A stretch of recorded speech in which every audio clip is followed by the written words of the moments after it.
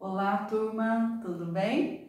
Então, hoje nós vamos falar um pouquinho sobre a nossa peça 7, que é o recurso de revista, né? Que nós já tratamos aí da estrutura e agora nós vamos fazer a correção da peça. Então, lembrando que o recurso de revista, ele tem algumas peculiaridades, né? E a começar aí, em se tratando de duas peças, nós vamos ver que inicialmente nós iremos fazer a peça de interposição. Na peça de interposição nós teremos aí que endereçar, né, no caso ao Tribunal Regional do Trabalho, ao TRT. Depois nós não podemos esquecer de colocar aqui, né, que a parte nós estamos pelo Emerson. Então, nós temos que colocar, através de seu advogado, descrever a procuração, né? Isso é importante, o endereço, o inconformismo, então, inconformado aí com respectivo acórdão prolatado, vem respeitosamente, tempestivamente, vejam aí outro pressuposto, né? O seu inconformismo aí com respectivo acórdão prolatado, vem respeitosa tempestivamente, a presença de Vossa Excelência interpor agora, né, com fundamento no artigo 896-A, né, da CLT, que nós vamos ver que o nosso caso é uma interpretação divergente, né, de súmula. Então está constante a fundamentação da peça é o 896-A da nossa CLT. Né, o nome da peça aqui, propor o recurso de revista. Não esquecer de pedir, de requerer aqui, né, a remessa das anexas razões ao colégio do Tribunal Superior do Trabalho, juntando os comprovantes, né, de recolhimento das custas processuais e ainda requerer também a notificação da parte contrária para a apresentação das contrarrazões.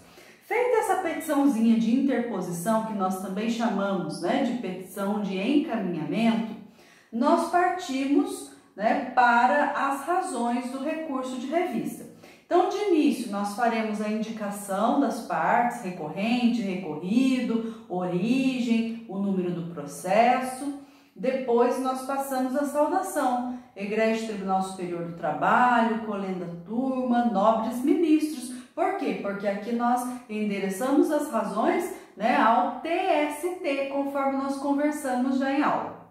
Então, eu coloco aquele meu parágrafo inicial, você tem que redigir aí da sua forma, né? Então faça a sua redação. O meu, então, eu falo aqui, né, a respeito do acórdão, eu coloco que em que pese o brilhantismo que mormente norteia as decisões proferidas pelo respeitável tribunal, no caso sob análise, não enveredou pela aplicação da lei e da justiça, merecendo ser revisto o acórdão prolatado pelo Egrégio Tribunal Regional da Primeira Região, a ensejar a sua reversão e, para tanto, invocam-se as seguintes razões e fundamentos. Aqui, né, o item 1, então, o histórico processual, onde eu faço o resumo, né, do caso, geralmente, no máximo em 4 parágrafos, não se esqueçam, né? Eu resumo exatamente o que consta lá no nosso caso. Feito o histórico processual, agora eu vou para o ponto 2, né? E aí são os pressupostos de admissibilidade e os pressupostos recursais, né? Que são 2, o pré-questionamento e a transcendência. Então vamos falar primeiro do tópico dos pressupostos de admissibilidade. Nesse tópico dos pressupostos de admissibilidade, então, eu não posso esquecer de colocar aqui, né, os requisitos que vão dar ensejo ao recurso de revista. Então, eu tenho que colocar que estão todos preenchidos, todos os pressupostos preenchidos, né? O inconformismo com a decisão, que o recurso ele é tempestivo, que ele está baseado lá no artigo, tem fundamento legal, no 896-A, né, e que as custas estão recolhidas.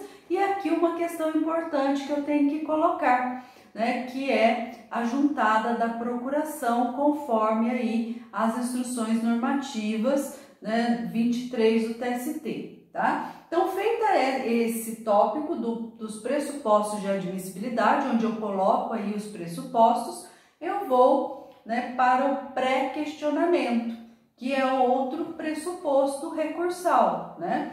Aqui no pré-questionamento, eu tenho que deixar bem claro, né, que essa tese que vai ser discutida no recurso de revista, no RR, ele já foi objeto lá no recurso ordinário, né? Então, eu tenho que deixar isso bem claro, ele já foi o quê? Ele já foi discutido anteriormente, né? Então, ele já foi objeto aí, né, ventilado no acórdão do TRT, né? E aí eu vou ter que ter o embasamento na súmula 297 do tribunal e eu vou ter que só verificar aí se vai ser qual é o inciso cabível. No nosso caso aqui é o inciso 1, né? Que fala aí da tese discutida.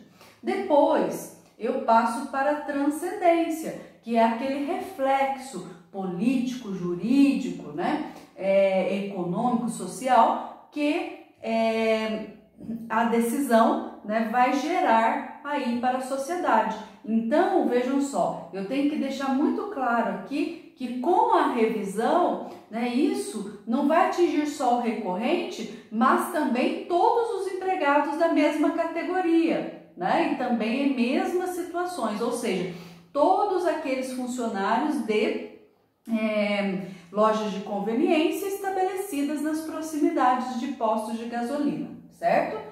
Feito então, eu fiz aí o histórico processual, depois eu fiz os pressupostos de admissibilidade, eu vou então para o pré-questionamento e para a transcendência, todos em tópicos, sendo que os títulos em caixa alta.